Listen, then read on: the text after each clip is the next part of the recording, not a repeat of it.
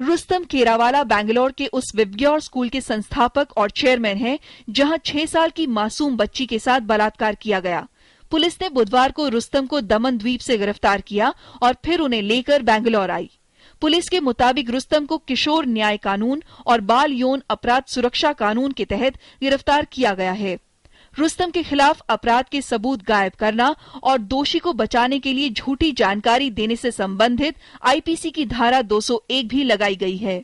हालांकि रुस्तम के वकील और स्कूल दोनों का ही कहना है कि वो बेकसूर हैं। उनकी दलील है कि स्कूल में सीसीटीवी लगाया गया है और स्कूल के कर्मचारियों की पृष्ठभूमि की भी जांच होती है। We are not aware whether he has been booked, and if he has been booked, he is booked under which provision.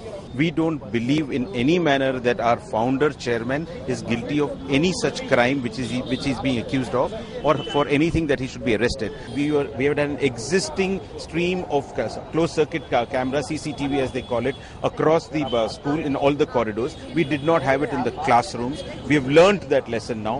रविवार को स्केटिंग के प्रशिक्षक मुस्तफा की मुख्य आरोपी के रूप में गिरफ्तारी के बाद इस मामले में ये अब तक की दूसरी गिरफ्तारी है।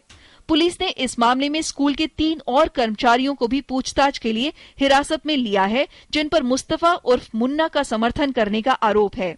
एक अक्यूज्ड मुस्तफा करके ऑलरेडी हम लोगों ने अरेस्ट किया हुआ है और इस एजुकेशनल इंस्टीट्यूशन के जो फाउंडर है उनका नाम रुस्तम केरावाला है। उनको हमारे पुलिस ने कल दमन मतलब गोवा दीव दमन के पास जो है दमन, उस जगह में अरेस्ट करके बेंगलोर लाया गया है और उनके ऊपर जो भी कार्रवाई करना है हम लोग करेंगे। धाराएं 201 आईपीसी, 21 पोक्सो एक्ट और section 23 of the juvenile justice act. उधर स्कूल में पढ़ने वाले बच्चों के अभिभावकों की मांग है कि स्कूल को फिर से खोला जाए ताकि बच्चों की पढ़ाई दोबारा से शुरू हो सके। बुधवार को इस बारे में एक बैठक होनी थी, लेकिन स्कूल के प्रतिनिधि के न आने से ये बैठक टालनी पड़ी। अभिभावकों के बिना मैनेजमेंट के प्रतिनिधि के बैठक करने से इनकार कर दिया। अभिभावकों ने बिना मैनेजमेंट के प्रतिनिधि के बैठक करने से इनकार कर दिया। बैठक कराने में मदद कर रहे शिक्षा विभाग के अधिकारी इससे निराश हैं। No management people, they are not available.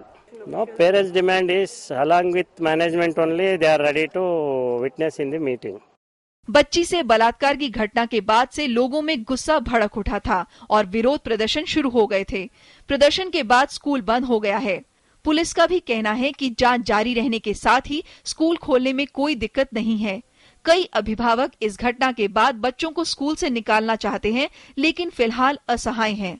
अगर हमारे बच्चे नहीं, किसी के भी बच्चे के साथ ऐसा होगा तो सभी को ही ऐसा सोचना चाहिए कि ये गलत हुआ। आपको अब इस घटना के बाद बच्चों को स्कूल भेजते हुए कुछ डर लगेगा, हिचकिचाहट होगी बहुत ज्यादा। रेप की ये घटना 2 जुलाई को हुई थी और शिकायत 14 जुलाई को दर्ज की गई। मामले में पहली गिरफ्तारी शिकायत दर्ज होने के 6 दिन बाद हुई। लोगों में गुस्सा बढ़ने के साथ सरकार ने बेंगलोर के कमिश्नर सहित कुछ पुलिस अधिकारियों का तबादला कर दिया था। पुलिस ने स्कूल अधिकारियों को भी निर्देश दिया है कि वो सुरक्षा निर्देशों का पालन करें। जल्दी ही स्कूल में कर्मचारियों के पिछले रिकॉर्ड की पड़ताल शुरू होगी। मुख्य आरोपी मुस्तफा को लड़कियों के साथ गलत बर्ताव के लिए पहले भी एक स्कूल से निकाला गया था। इसके बाद साल 2011 में उसने विबग्योर हाई स्कूल में नौकरी शुरू की। मुस्तफा को रविवार को गिरफ्तार किया गया और पुलिस का दावा है कि उसे मुस्तफा के पास से मिले लैपटॉप में बच्चों से जुड़ी अश्लील सामग्री मिली। कर्नाटक सरकार ने Indian school certificate examination board को भी पत्र लिखकर इस स्कूल की मान्यता रद्द करने के लिए कहा है। विपक्ष इस मामले में राज्य के गृह मंत्री का इस्तीफा मांग रहा है। It is completely law and order position is completely collapsed in Karnataka. Mr. Judge has lost his administrative capacity in control over his department. So for that purpose we are insisting his resignation.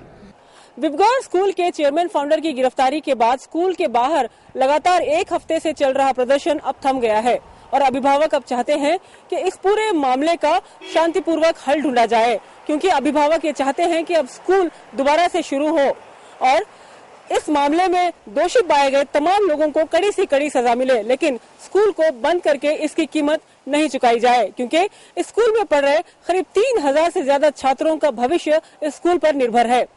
जाहिर सी बात है कि अब chairman founder जो police की गिरफ्त में है, उनसे पूछताछ होगी और इस बारे में भी पूछताछ होगी कि वो इस स्कूल में किस तरह से बच्चों की सुरक्षा को लेकर काफी लापरवाही बरतते रहे और अब 6 साल की एक बच्ची को इसका खामियाजा भरना पड़ा। आशा खानम, डीडी न्यूज, बैंगलोर।